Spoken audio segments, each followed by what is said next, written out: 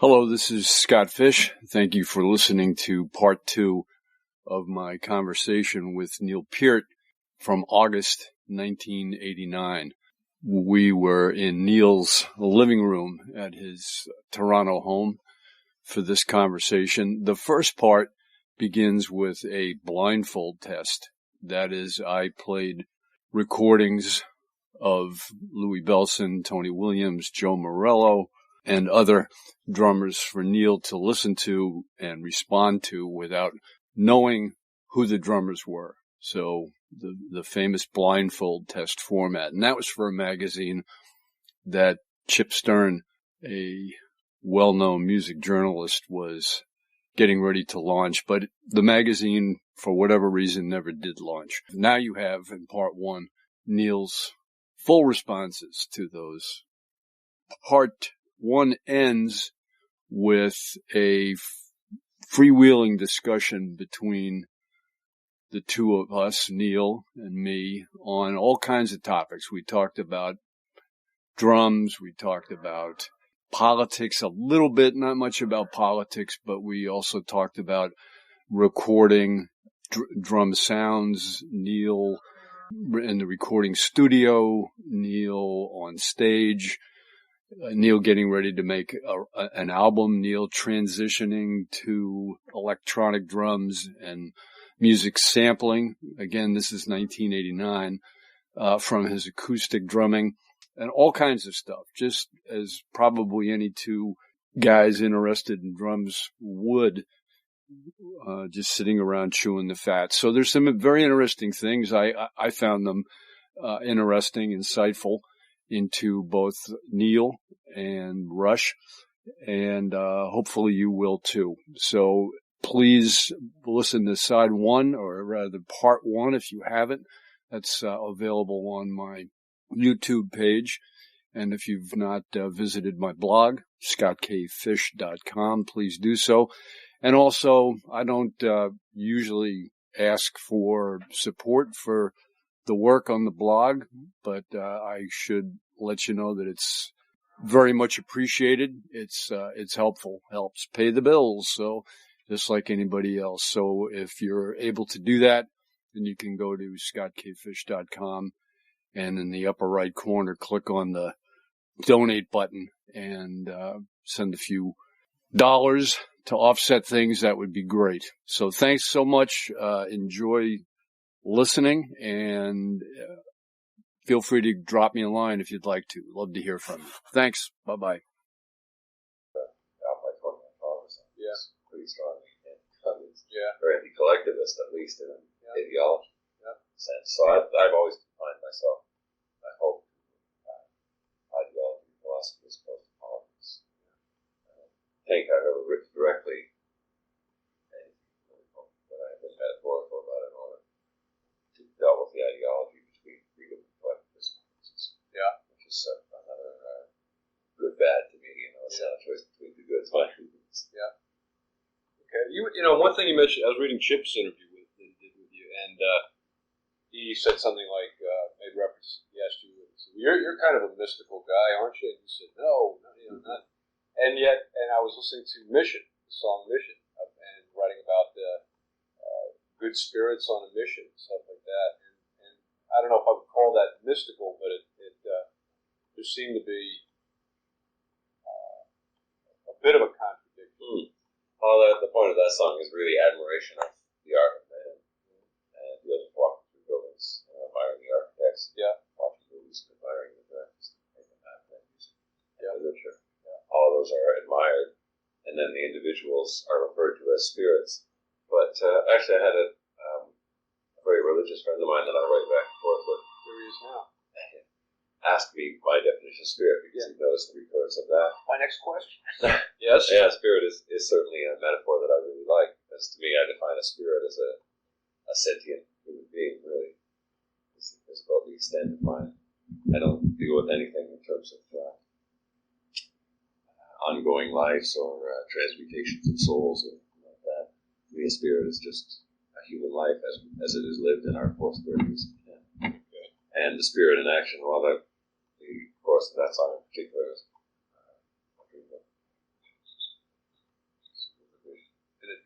is a dream with a mission. Yeah. So the idea being a spirit who has a vision of something becomes a dream, Okay. but with a mission to do it. And the song was particularly in trying to draw a line that I go with on the last two albums between fantasy and a dream. And how I've come to define that as a dream is something that is achievable. In terms of again, I'm using my own glossary of like my own lexicon, really, if you like, of what a spirit is, what a dream is. Yeah. But a dream is something that can be achieved, where I could dream as a kid of being a drummer and become one. Yeah. Where I would have a fantasy about being a singer, but I will never become one. Okay.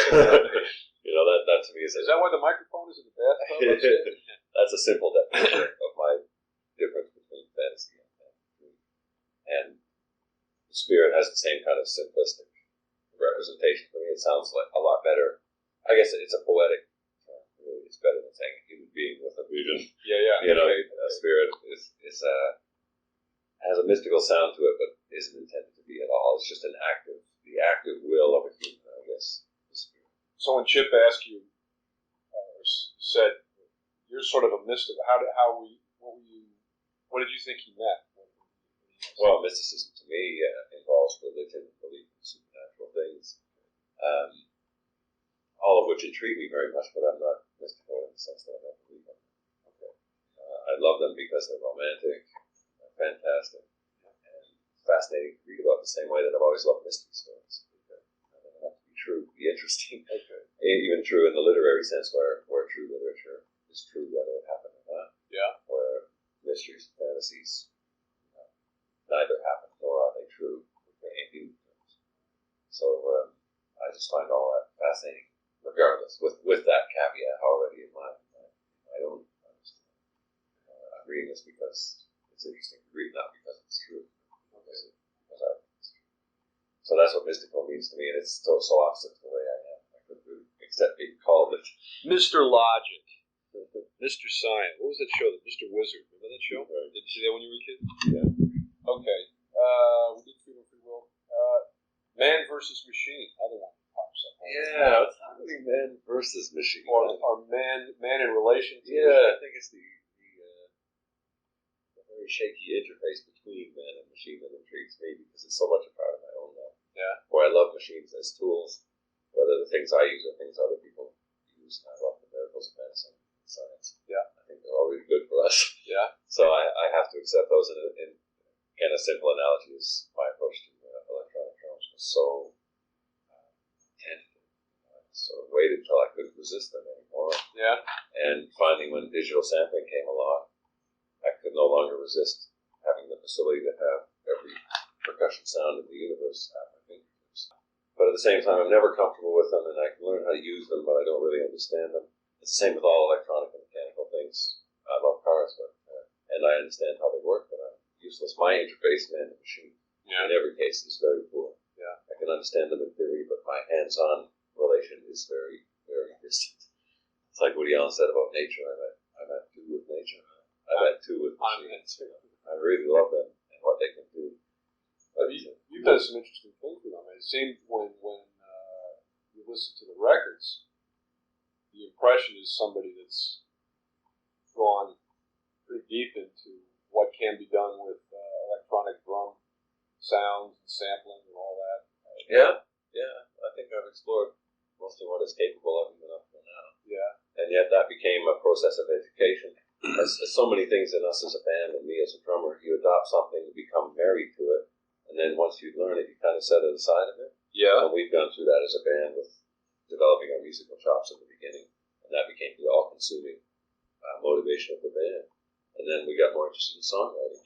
So, and during sort of our second period, if you like, songwriting became the main focus of things with musical technique just inserted. Right. And then after that, arrangement became fascinating to us. So the last few albums have been very much focused on arrangement of the songs, and consequently songwriting and playing became the tools to support that. And I think now we're at the point at which all of those things have sort of balanced out, where we're weighing them all at once. Yeah. We have the song, we want the best arrangement for it, we want to play the best parts for it, so all things become subservient once more. of the song, as they should.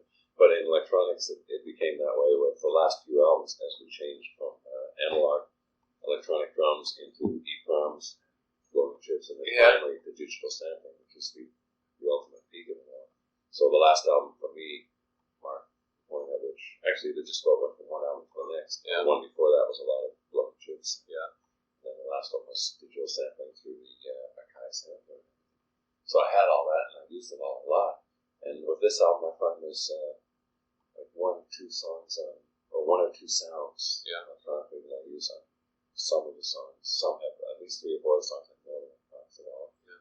And yet there's one song that's all electronics. Is that right? Pretty much, yeah. I have acoustic bass drum in it, hi-hat cymbals, but it's 8 pads full of African percussion. Yeah. Plus snare drum to my foot, so I keep going bass drum, snare drum down here. And this is a word to the wise about learning your rudiments. The only way I could play this pattern properly was with paradiddles. So I'm going around 8 pads, working out parts, so all the accents land on the right drum at the time. I needed paradiddles to make the rhythm have the lilt that it ought to have, and also to make me end up in the place where I wanted to start.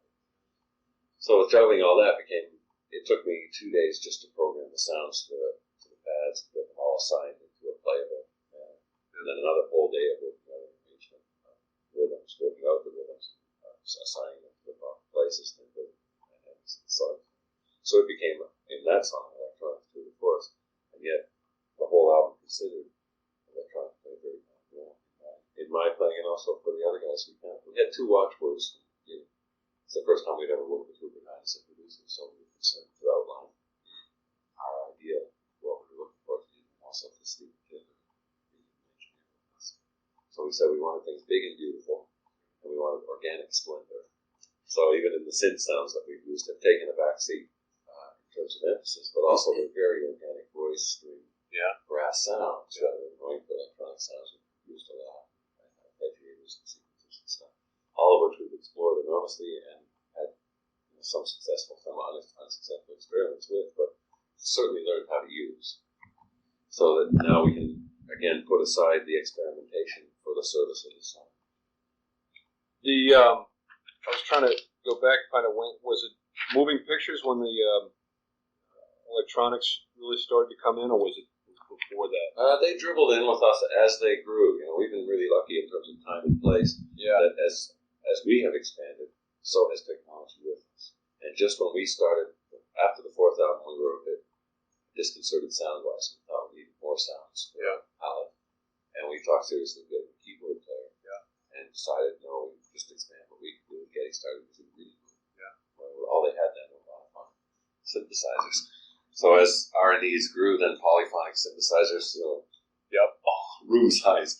Polyphonic synthesizers came along, and then finally the better analog synthesizers and the digital synthesizers. All as our needs grew, and sequencers came along and allowed us to reproduce enormously greater amounts of music on stage, but still maintain control of it ourselves. I've heard other musicians, again, this is a fine line, that you run into arguments sometimes with people can't understand why you would argue about using tapes, but you use sequencers.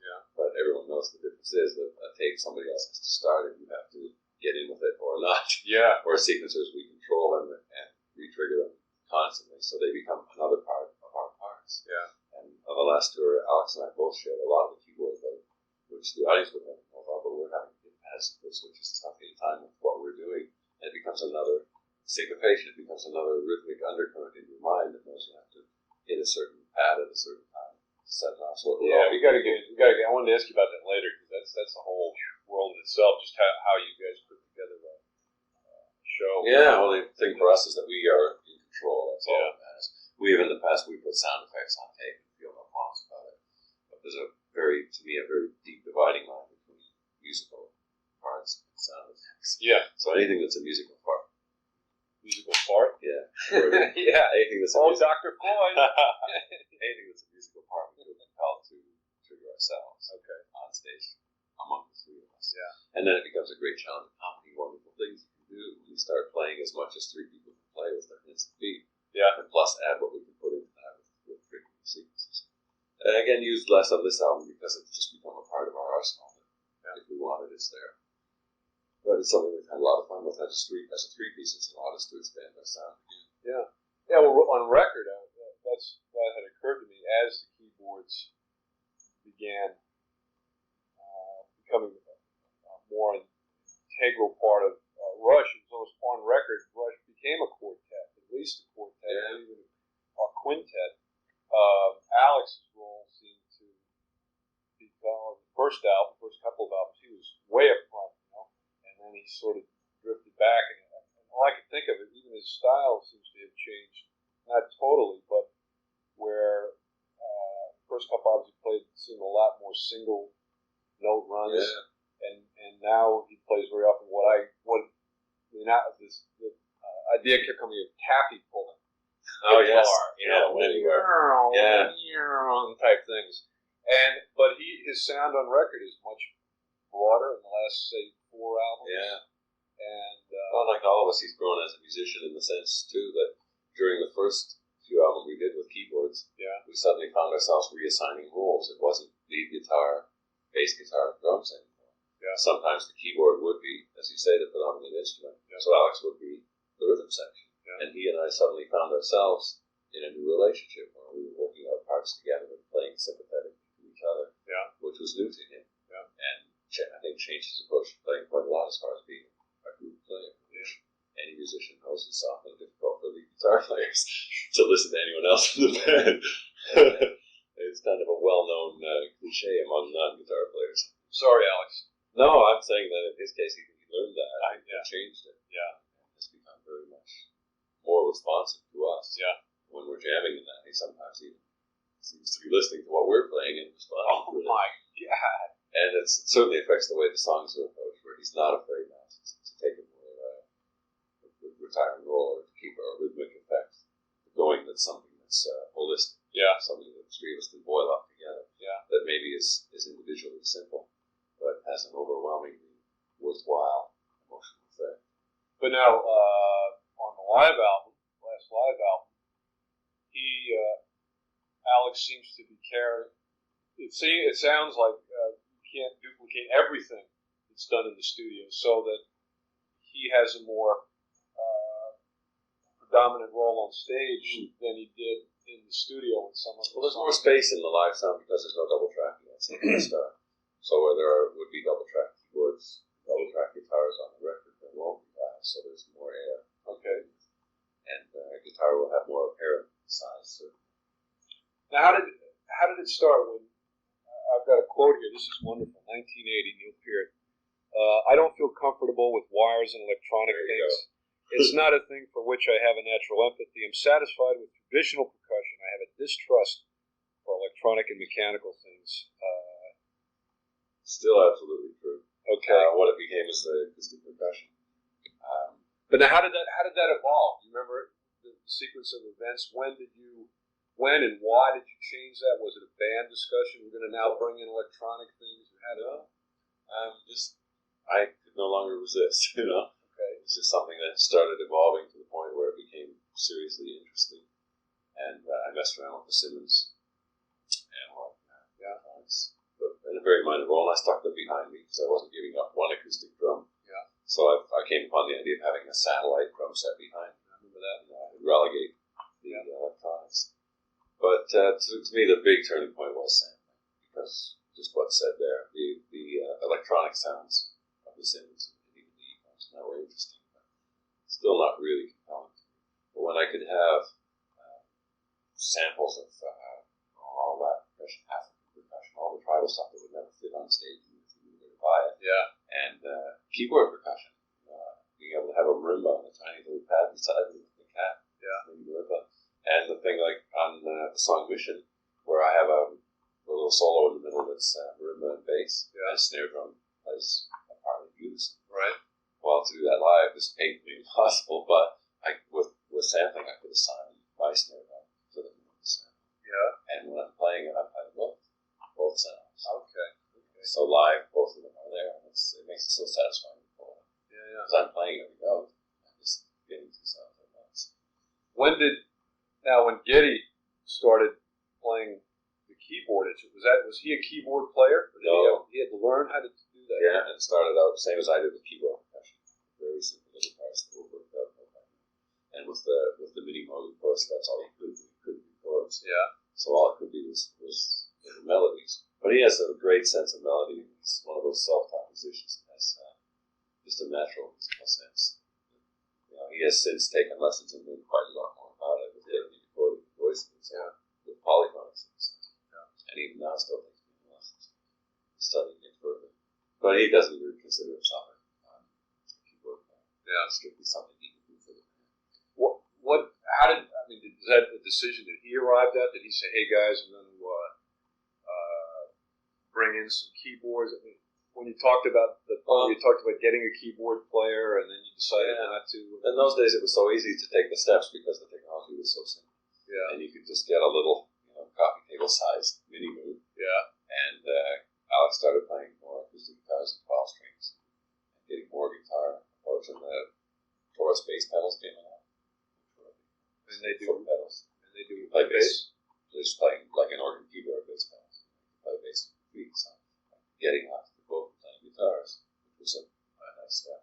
And then we'll be adding different percussion sounds and all that. We each kind of added a little bit from our corner, pushing into more sounds for the band to have. But keyboards, again, Geddy was very fortunate that the growth of them exactly parallel his need for them and his proficiency in understanding music. So now with the days of computer controlled and MIDI activated, where everything has become so complex and expensive also, he has worked himself up to the point to be able to handle it. And then just as what we talked, starting with the Simmons analog kit, was the perfect grounding to be able to move into music digital sound as it exists today. I was trying to start now and everything, the terminology alone and the way the switches work and all that. It's the kind of thing like a kid operating a computer comes so naturally because you learn any other way of thinking. Or with most musical instruments, you learn a very direct way of thinking of them. And when it comes to thinking of it in indirect terms, as you often have to do with electronics and with a computer, it's hard to retrain your mind. Taking computers the same way I started with a tiny little Radio Shack laptop and learned how to work that. And from there, went on and got seriously into using a computer. How do you do, it sounds like what the band does on stage, one slip and the whole thing, all of a sudden, the song with the sequencers is going off by itself and everybody's just kind of looking around, we can't retrieve it, my God. The house. Yeah, it just sounds like literally one slip. So taking a musician at a time, what do you do when you're not just playing drums and you're triggering sequencers? So you have one moment of decision when the synthesizer is triggered. Whoever triggers it, you decide if it's happening. You make a split. That's the second decision. I go with it or I don't. And if it comes in wrong, the timing's wrong, or the machine itself is just screwing the sequence up. You have to ignore it. And the difficult thing is that I have it screaming through my monitors so that I can fall into it. And the hard part of it all is having them come in for bits and pieces. I mean, it's one thing to follow it through the whole song. Yeah. And you start with the timing and you stay with it. But to play the song with your tempo close enough to exactly when the sequence triggers, you don't have to slow down or speed up to go with it. Yeah. That's the hardest point of all, and that's why you're so on the edge when it starts, ready to disregard it if you have to. If it's wrong, you just have to block it out of your mind and play the song. So give me a specific with the song, how it starts. You've got to come in and then the sequencer comes in, or it might be halfway through the song before the sequencer comes. What would be the toughest song that you're doing with the sequencer? Play live. A difficult one I can think of from Hold Your Fire is Sun Ho Prime Movement. Okay. As the sequence comes in partway through the song and then goes away. Then it comes in way later. All right, now this is on stage. You're on stage and you're getting ready to play the song. So what happens? How does it? Who triggers this? I start the tempo of the song. On drums. I'm playing drums. I lay down the tempo as close to that sequence as I can imagine. This is not running yet. You don't have a click track? Nothing. Okay. So I'm playing away just in free space. Yeah. And then we go through a couple of changes, and then bang, the sequence comes in at a dynamic point. Okay. So that I have to be at the right tempo to go forward with the sequence. Yeah. At the same tempo I was at before it. Yeah. And then the sequence stops, and we go on with more of the song. And then again, later on, the sequence comes back. There are a few songs we have like that. There's one I can think of right after that, where I have to be so conscious of the feel and had to rehearse it so much early on. Same as switching. I only use one song with headphones now. Yeah. Just because it's a song called Red Sector A, where it's arpeggiated. Yeah. So there is no strong point of demarcation. The sequences really instinct in an arena, especially if it's an bottom end pulse, and it's 16th note pulse too. So if you can't hear it really well, it's impossible to stay with. I have to stay with through the whole song. So that one I use headphones with, but all our other sequences I don't. Just have to be monitors. And I make sure that my tempo's right enough that when they come, I'm going to fall into them naturally. And it's the same I've always said about the click track, and I've heard other musicians say too. Once you're used to the thing, you don't hear it anymore. Yeah. You know, if you're in with it, then it's invisible because the beats that you're playing obscure it. Yeah. And it becomes just a natural flow of the pulse of the song. And it's the same thing with the sequence when we're playing live. I literally don't notice them. If they come in and stay in, I'm conscious of them setting up. You know, obviously, the whole song is geared. I'm very, very strict timekeeping. Yeah, yeah. But when they come in and they're on time, I'm not listening to the sequence. I'm confident then.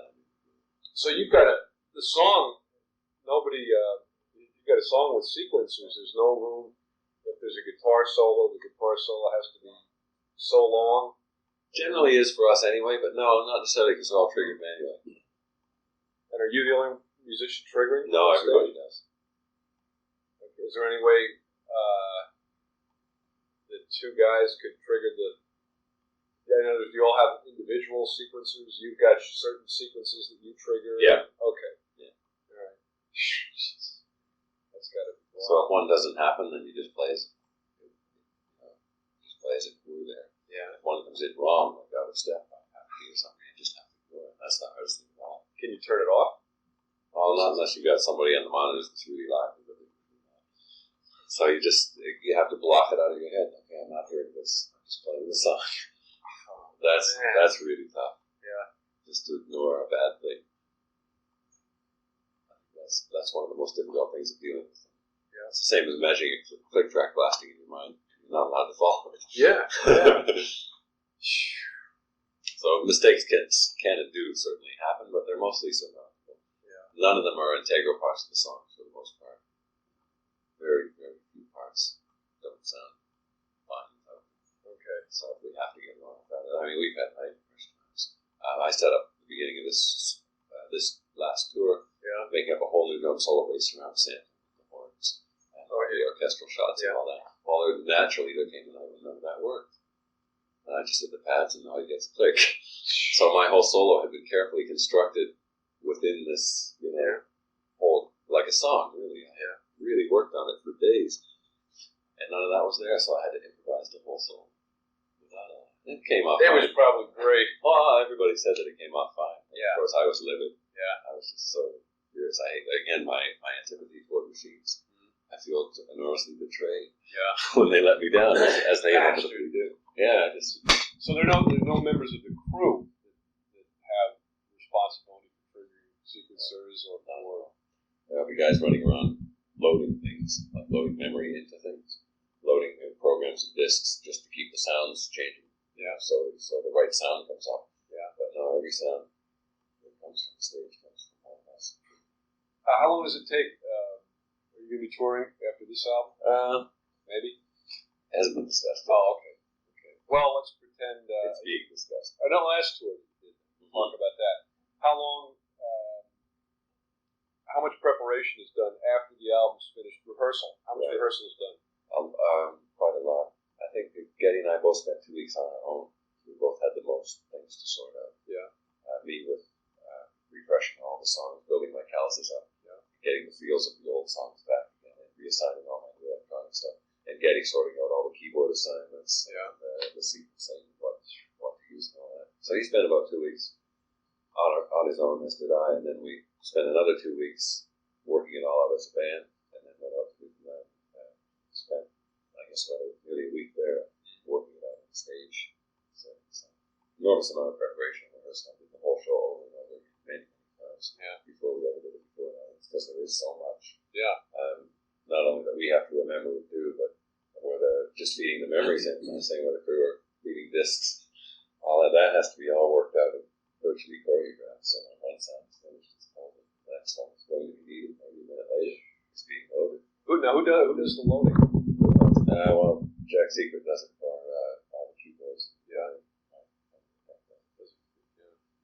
feeding the Akais, because I have two Akais, one for the MIDI marimba cat, and another one for the pads. So those things have to be balanced, and sometimes I use my MIDI marimba as an effects or sequence pulse, because it's so big that if you assign it to all the notes, and if I'm in the middle of something over here, and I just whack over there, and if I hit it at the right time, the sequence will start. You know, but I don't have to be quite as exact getting behind me to where most of my pads are. So the MIDI marimba comes in handy for that. Also. Now, if you thought of touring after the new album, would there probably be less of this type of rehearsal? No. We've always done a lot of rehearsal before. Awfully conscious. But would there be less use of an electronic? You'd be probably doing some of the old songs anyway. Yeah, exactly. And plus, we always hate to leave a single sound out of the live show. We all, for the last 3 albums, I guess, we've opened the door wide. Yeah, started with Power Windows. We stopped our policy of not putting anything on the record that we couldn't do. The algorithm guitar or effect or something. But for the most part, every overdub had to be reproducible in concert. Yeah. So with Power Windows, we stopped that. But at the same time, digital sampling came along. So we were able, in spite of that change of thought, we were able anyway. We were able to reproduce everything on the record just by virtue of the new technology. So now I think we would get more ambitious about having all the effects from the record and individual sounds and all of the keyboard sounds and special sounds that we're using. Work them into it also, just because of that exigence on ourselves. You never just thought of hiring a couple extra guys? It's hard when you're a trio. Yeah. There is a certain cachet about being a trio that we really hate to betray. Yeah. And I always felt that when I saw a trio hire a keyboard player, they're not a trio anymore, obviously. And it's really a whole different thing. Yeah. You'd be like the Who, they just keep behind the curve. Yeah, right. That's kind of yeah. Yeah, we've seen lots of bands do that. Have one of the roadies play a few guitar parts or keyboard parts. And that's not where it's at for us. Part of the frontiers too is what a 3-piece can do. Yeah. Regardless of the amount of technology, I said we have to do it. We have to play all our parts, which are seldom that simple. Yeah. And plus that, we have to introduce all the technology at proper points. So all that becomes a big challenge, but a very satisfying one. And to me, the first couple of weeks of the last tour were enormously satisfying just to pull it off. Actually, even in rehearsal, it hit me about the second day of rehearsing the full show. We got it. Yeah. Things started to happen when they should. And just as a musical unit, apart from the technology too, you're always aware of that. That started to happen. I started to feel us gelling together as musicians. I started to hear all the things coming in that they were supposed to. Yeah. And it was a very elating kind of thing.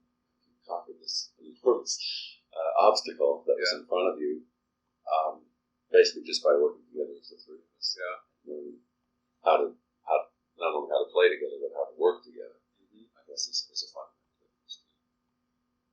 They even had singer on Power. No, Hold Your Fire. No, the singer.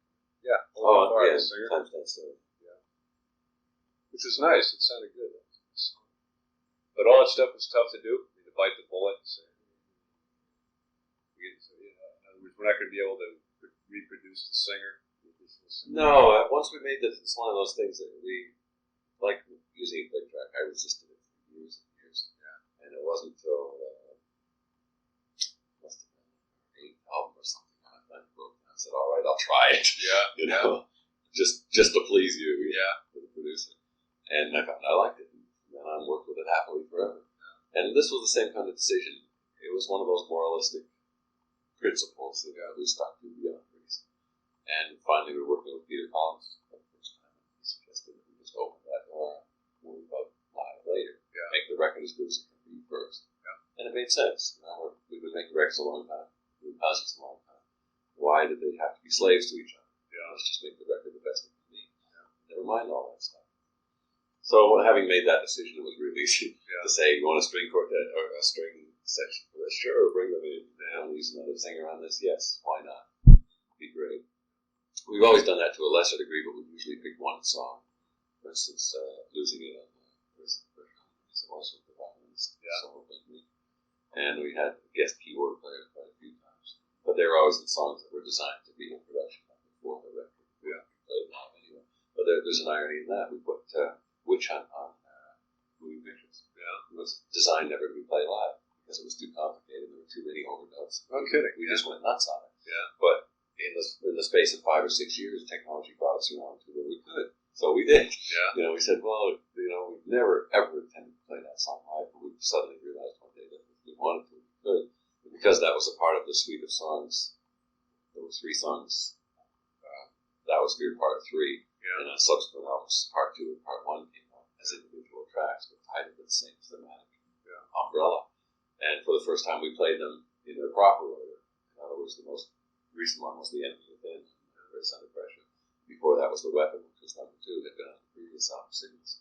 So live, we were able to play the 3 of them as they were reversed designs. They were actually written in the order in which they appeared, 3, 2, 1.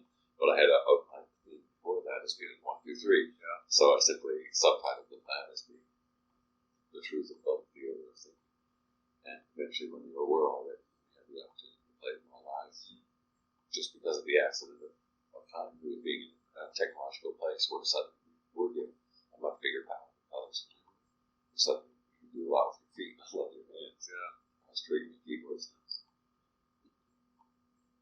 I just had 2 questions. Which one should I ask first? I was just thinking, you had mentioned one of the songs you worked on for the new album, the Lunkhead beat. Right. Okay. What happens if you're in the middle of a tour or something like that, and then all of a sudden, like a bolt of lightning, a tremendous revelation, you find the elusive beat that you were looking for, the alternative to the Lunkhead beat, almost to the point where, my God, why didn't I think of that in the studio? Can you go with that, or will you just bite the bullet and stay with the Lunkhead beat? Yeah, it's never happened on that scale, and I think the Lunkhead beat I explored enough that it's not liable to happen. Well, it has happened in small ways. There's an example on Hold Your Fire too. Yeah. In the course of recording the song, once the basics were all recorded in that, there was a thing that arose in the overdubs of a rhythmic device between the guitar and bass. Yeah. The second verse, which I hadn't anticipated and played to. And consequently live, since we do it live now, I do. Yeah. Now that's there and I picked up on it. But for the most part, those things are discovered beforehand during the initial explorations of the song and interreacting to each other's parts. But there have been days, I remember once in one of our early albums, I woke up the next day. Really? Remembering exactly the thing I should have done. Yeah. When we just recorded the song the night before. Yeah. But, I think you're not going to go back and redo it. So. But maybe you would I would do change it live. live? Absolutely. Okay. For the most part, I know that it's a recognized truth that I do try to play the songs exactly as they are on the record. Yeah. But there's a reason for that above and beyond being lazy. It's because the songs were designed to be challenging and they remain challenging enough that I'm happy to try to approach the perfection of the recording version. Yeah. They were done under such ideal circumstances and they are superhuman in terms of their perfection because they're better than I could probably ever play at one time. Yeah. But at the same time, they are an ideal which a record should represent. But when I'm playing them live, I always aim for it. Yeah. That's why at the start of every tour I review all the old songs. And even sometimes during a tour, I'll have the feel that I'm starting to lose one song. Not have it nailed quite like I should. I'll go back and check the record and see what I thought it should be then. Okay. So there are times like that where a song just stays forever satisfying. Tom Sawyer's certainly an example. There are small changes we've done on instrumental bits and the solo has changed. But the song as a structure and my drum part in it probably would never, because it will always be hard. Has the band ever re-listened to old tunes and discussed rewriting them? No, none of us are like that. I don't think. I certainly never go back. Okay. And they're never interested in re-examining old stuff in the lights of that. That's why live albums are always so frustrating for us, because all of us are definitely geared to new input. Yeah. And we always think, why bother with an old song? We've never faced a block like that. We've never gone to the country to write songs, not written songs. Yeah. So we've never been desperate enough to look for covers and look for updating an old song. We're always so excited about the new stuff. Oh, come on, Rush and Gloria, I can see it now. Yeah. Now, let me ask you, how is the live album live? Did you guys doctor that at all? Very, very little, and it's again one of the big advantages of technology that's coming on to us. Where any small little changes, like if a guitar string broke or if there was like one bum note in a perfect take, we could take that note from the previous note. It the greatest thing of sampling. You know, if you have a whole song where the rhythmic feel is you can't mess with, right? So you're stuck with the drum performance. Yeah, there's no way of fixing that. So I'm off the hook on all of this. Mine are as they were. But when it comes to one bad bass note or the guitar, it was difficult in the past because you couldn't match the sounds. So if you wanted to repair one little tiny thing, you almost forced yourself into redoing the whole thing, or at least the whole section. Yeah. It was frustrating and morally questionable and always bothered us. The only thing that was that it bothered was listening to the one note. So you had to make that decision. I heard Phil Collins once make the distinction on a live album. He was saying that he corrected the things that he couldn't stand to live with over a long period of time. Yeah. But now it's changed a lot where you can, if you have a whole take of 1 million notes and all of them are fine but one, then you take that one note from the previous night's performance of the same song and sample it and punch it in. And it's indistinguishable. The integrity of the performance is still there. Yeah. And, you know, everything's as it should be, only it's right. Yeah. And you'll be able to listen. And it's certainly the only live album we've ever made that I have any pleasure. So vocals too? Vocals are all live? Yeah, very much in the same vein. If there was one bad line or if the pitching was something that Geddy couldn't live with, or if he was too busy with guitar, keyboards, bass pedals, where he was leaned away from the mic or something, we would sample it from another performance and drop it. Again, him singing the song, just as he would any other night, and did that. There was I was wondering about, because I think they're doing that often. I haven't read the album, but Dylan and the Dead came out with they were on tour for a while, not too long ago, and they came out with a live album. And the guy who was reviewing it was saying that, you know, he said, I saw this band. He said in concert, you know, it was just rocking, and he said, but on record, it was just horrible. And the only thing he could think of was that there must have been a lot of doctoring in the studio. Well, you'd be surprised what a hall sounds like, though, when it comes through the microphones and on the tape. Really? How dull and lifeless it can sound. And that's another careful balance, is audience mics and audience mics to get enough of the live presence of the room into it, but not destroy your fidelity. Yeah. Because as a musician, you want to hear what you played. Yeah. You're not worried about just getting the atmosphere of it. You want the performance. Yeah. So that's a hard thing to balance, because they are two sometimes mutually exclusive things, the performance and the context and the response to that. The atmosphere of the show can be different from the performance in many tangible ways. Yeah. So that's a hard one to strike, and it's one that we've messed with in the past. In the first two live albums, we balanced different ways and never to our satisfaction. So this one we were really careful about trying to get the right balance. Sounded good. Do you tape all your shows? Quite a lot of them, especially early in the tour, for the same reasons I outlined before. I want to hear if I nail things. Yeah. I want to hear how the transitions are. How the overall tempos feel, and I really listen to them just doing things in my part. Tell the sound, don't worry about what it sounds like. I'll be criticizing the internal mix of the drums, and my performance. So if I have something to say about a certain drum, not being properly balanced with everything else, I will. But for the most part, I'm listening to criticizing myself. Who mixes your drums when live? The guy we just fired. The guy. Strike that question from the record. Okay, I'm sure you have a lot to say about how your drums sound live, but how do you do that? Yeah, I don't really. It's here's a question of drawing lines, as we were discussing before. You can call this the drawing lines. Drawing the line between the drummer and the engineer, for instance. I really feel it's my responsibility to get the drums to sound great. I don't bother about microphones or mic placement or equalization or any of those things, or noise gating. They're all the engineer's job to me. If I can learn tuning accurately enough that I don't need to use damping, and get all the resonances that are ugly out of my drums so that they're a smooth tonal flow, get a good sounding snare drum that no one needs to complain about, and then I just say, so here it is. Make it sound as good in there as it does out here, and bring the engineer out in there into the studio. It's very important to listen to the drums as they sound. Yeah. I'll play it. I'll practice along with the song, whatever. He can listen to how things really sound the way I hear it. Because that internal balance is what I'm going to expect. So, how the drums balance very much as they are. You said in one of the earlier interviews that you have never heard your record.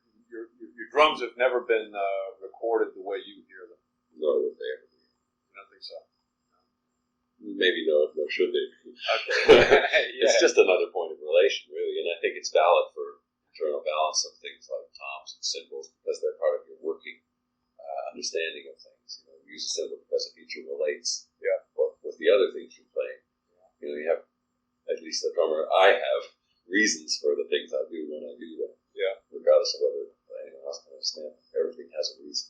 And I use a particular cymbal at a particular time against another pattern. And hi-hat to snare drum, bass drum interrelations, critical. And all those things to me are absolutely devilishly important. Yeah. When it comes to the interpretation of, if that balance is left, we just take it intact. I usually give a lot of latitude. Altitude? Yeah. Latitude to how the engineer wants to interpret that. And I'm pretty uncritical. I think I do draw that line live and in the studio that it's the engineer's job. I'm not going to hang over his shoulder and talk, use this microphone, use that equalization. And the same line can be drawn with my attitude between music and business too. I draw a big line there where I feel it's our job to make the best record we can. And it's the record company's job to sell. Okay, which brings up an interesting, which opens an interesting door, you know. Going to Atlantic Records, just not too thrilled with the